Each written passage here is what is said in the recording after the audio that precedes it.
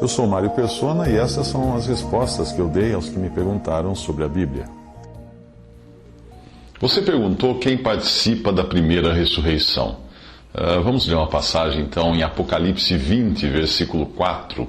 E vi tronos e assentaram-se sobre eles, e foi-lhes dado o poder de julgar, e vi as almas daqueles que foram degolados pelo testemunho de Jesus e pela palavra de Deus, e que não adoraram a besta, nem a sua imagem, e não receberam o sinal em suas testas, nem em suas mãos, e viveram e reinaram com Cristo durante 1000 anos.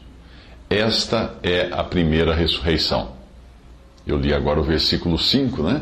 Mas antes esta é a primeira ressurreição, diz assim: mas os outros mortos não reviveram até que os 1000 anos se acabaram. Aí o versículo 6 diz: bem-aventurado e santo aquele que tem parte na primeira ressurreição. Sobre estes não tem poder a segunda morte, mas serão sacerdotes de Deus e de Cristo, e reinarão com ele 1000 anos. Nesse trecho, a primeira ressurreição inclui estes que foram degolados pelo testemunho de Jesus e não adoraram a besta, e esses então vivem e reinam com Cristo durante 1000 anos. Tudo indica que sejam mártires mortos durante a grande tribulação. Isso não tem nada a ver com a igreja. É importante entender que a igreja já terá sido arrebatada antes da grande tribulação, antes até do período de 7 anos, que inclui o princípio das dores e a grande tribulação.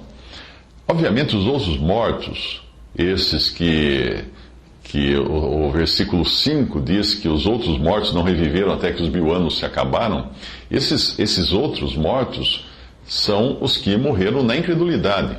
Eles só irão ressuscitar depois dos 1000 anos do reino de Cristo na terra, quando vier o juízo final. Eles vão ressuscitar para receber a sentença e serem lançados no lago de fogo. Lembre-se de que o juízo final, ou grande trono branco, não é um julgamento no sentido de ver quem será salvo e quem será condenado. Nada disso.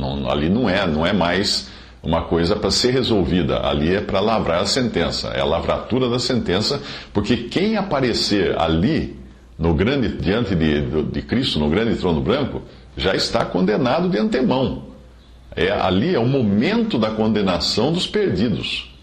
A princípio pode parecer até que existe um problema quando nós comparamos isso tudo com 1 Tessalonicenses 4, porque lá nos fala da ressurreição e do arrebatamento dos vivos, da ressurreição dos que dormem e do arrebatamento dos vivos, o que deve acontecer pelo menos 7 anos antes dessa ressurreição dos mártires da grande tribulação, já que o arrebatamento da igreja antecede o período de 3 anos e meio, conhecido como princípio das dores, e 3 anos e meio, conhecido como grande tribulação. Ocorre que a chamada primeira ressurreição não é apenas um evento. Ela é a primeira ressurreição, mas ela é composta de mais de um evento. Ela inclui o seguinte: primeiro, a ressurreição de Cristo, que já ocorreu. Ele faz parte da primeira ressurreição. 1 Coríntios 15, 23 diz assim: mas cada um por sua ordem, Cristo, as primícias, depois os que são de Cristo na sua vinda. Segundo evento, a ressurreição dos que morreram em Cristo, por ocasião do arrebatamento da igreja, o que pode acontecer a qualquer momento, é um outro evento incluído na primeira ressurreição. 1 Tessalonicenses 4, 13 diz assim: não quero, porém, irmãos, que sejais ignorantes acerca dos que já dormem, para que não vos entristeçais, como os demais que não têm esperança.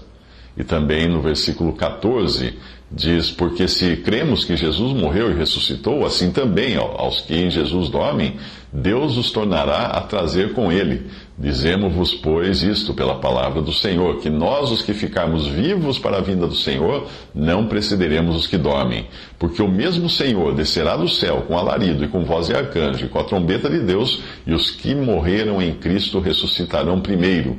Depois nós, os que ficarmos vivos, seremos arrebatados juntamente com eles nas nuvens, a encontrar o Senhor nos ares, e assim estaremos sempre com o Senhor. Então tudo isso aí também faz parte da primeira ressurreição, da qual o Cristo é aquele que inaugurou essa primeira ressurreição, porque ele é as primícias. E então vem a ressurreição dos santos mortos durante a tribulação, que foi a passagem citada ali de Apocalipse, no início, E também a passagem descrita em Daniel, quando irá ocorrer, e que irá ocorrer no final da grande tribulação e início do reino milenial de Cristo. Daniel 12, versículo 2. E muitos dos que dormem no pó da terra ressuscitarão, uns para a vida eterna e outros para a vergonha e desprezo eterno. A primeira ressurreição, portanto, inclui Cristo e todos os que verdadeiramente morreram na fé, embora eles ressuscitem em diferentes momentos. A primeira ressurreição é uma só, porém ela ocorre em mais de um estágio. Quando você vê um foguete ser lançado, é um foguete só que é lançado, mas ele vai queimando combustível de diferentes estágios. Mas quem olhar para aquilo, fala assim, não foram 3, 4, 5 foguetes que subiram, foi um foguete.